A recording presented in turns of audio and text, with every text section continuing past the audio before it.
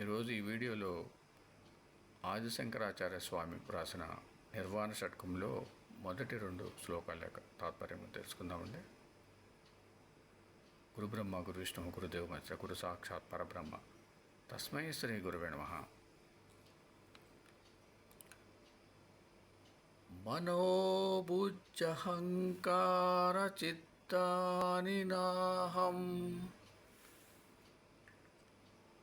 न च श्रोत्रजिह्वे न च घ्राणनेत्रे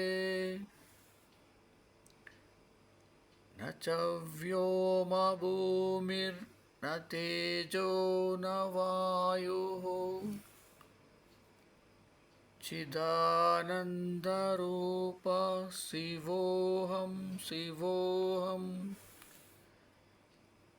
చిదానందరూప శివోహం శివోహం. తాత్పర్యం: మనస్సు, బుద్ధి, అహంకారము, చిత్తము నేను కాను. చెవి, నాలుక, ముక్కు, కన్ను నేను కాను. ఆకాశము, భూమి, నిప్పు, గాలి నేను కాను. చిదానంద రూపుడగు శివుడను నేను, శివుడను నేను. 2వ శ్లోకం యొక్క దాని తాత్పర్యం తెలుసుకుందామండి.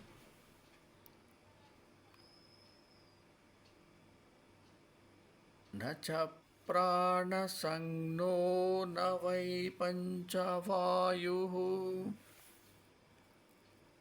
న వా సప్తధాతుర్న వా పంచకోశః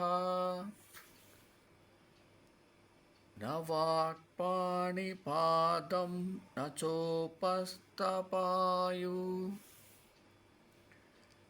चिदानन्दरूपः शिवोऽहं शिवोऽहम् चिदानन्दरूपः शिवोऽहं शिवोऽहम्. తాత్పర్యం: నేను ప్రాణాన్ని కాదు, పంచవాయువులు నేను కాను, 7 ధాతువులు నేను కాదు, 5 కోశములు నేను కాను, వాక్కు, పాణి, పాద, పాయు, ఉపస్థలు నేను కాను.